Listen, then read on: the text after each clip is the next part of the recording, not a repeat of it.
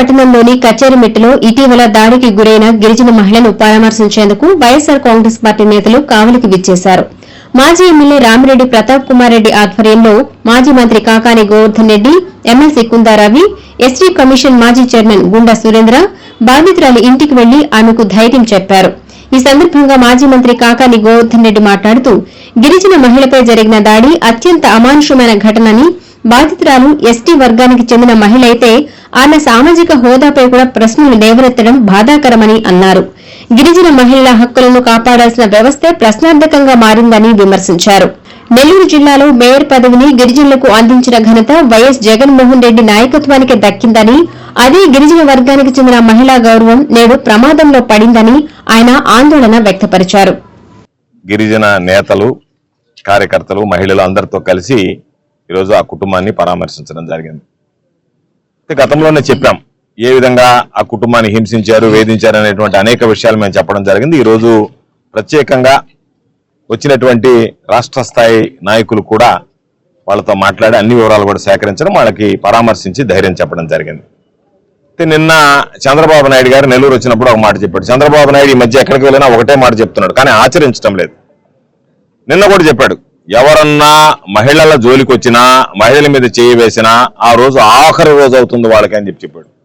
చంద్రబాబు చెబుతూనే ఉన్నాడు తప్ప ఈరోజు ఈ కేసు జరిగి ఇన్ని రోజులైనా కనీసం అరెస్టులు లేవు, దాని గురించి పట్టించుకునేటువంటి నాదుడే లేదు.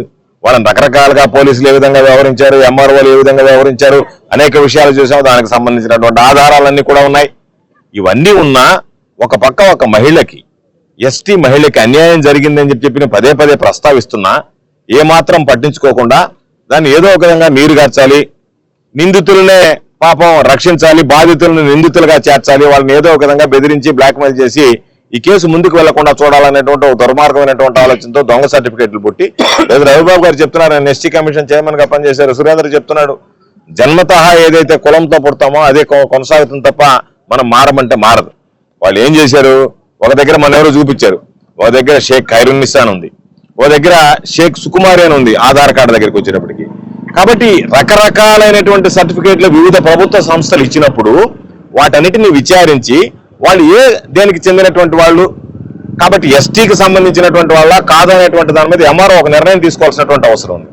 అవన్నీ పక్కన పెట్టి ఎంఆర్ఓ తప్పుడు సర్టిఫికేట్ ఇచ్చాడు, మొన్ననే చెప్పాను నేను. అదేవిధంగా పోలీసులు దానికి సంబంధించి నిందితులు కొమ్ము కాచి బాధితులు నిందితులుగా ఇచ్చారు. ఇది రాష్ట్రంలో సర్వసాధారణమైనటువంటి విషయం అయిపోయింది. కాబట్టి ఖచ్చితంగా ఎస్టీ కమిషను, మహిళా కమిషను, హ్యూమన్ రైట్స్ కమిషన్ ఆశ్రయిస్తాం. అదేవిధంగా మేమందరం అనుకున్నాం రాబోయేటువంటి రోజుల్లో వైఎస్ఆర్ కాంగ్రెస్ పార్టీ ఆ కుటుంబానికి అన్ని విధాల అండగా నిలిచి ఈరోజు ఇది రాజకీయాలకు అతీతంగా చేసేటువంటిది. ఒక మహిళకి, గిరిజన మహిళకి, ఎరుకల మహిళకి జరిగినటువంటి అన్యాయం మీద మేమందరం కూడా ఆవేదనతో వచ్చాం తప్ప ఇది రాజకీయం కోసం కాదు.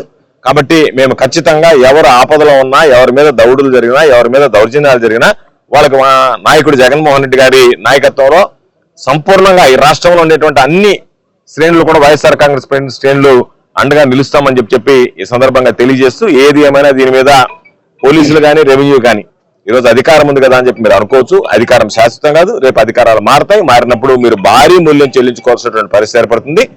మొన్న చెప్పా, మరలా చెప్తున్నా, ఈ రోజు మీరు చేసేటువంటి పొరపాట్లకి ఆ కుటుంబం ఏదైతే బాధపడుతుందో అంతకి 10 రెట్లు రేపు మీ కుటుంబాలు బాధపడేటువంటి రోజు ఉంటుందనేటువంటిది గుర్తుంచుకుంటే మంచిది. ఇప్పటికైనా దాని మీద ఎస్పీ గారు, కలెక్టర్ గారు జోక్యం చేసుకుని సజావుగా, సాఫీగా దాని మీద పూర్తి స్థాయి విచారణ జరిపి బాధితులను కఠినంగా శిక్షించి ఆ కుటుంబానికి న్యాయం చేయాలని చెప్పి కోరుకుంటున్నాను.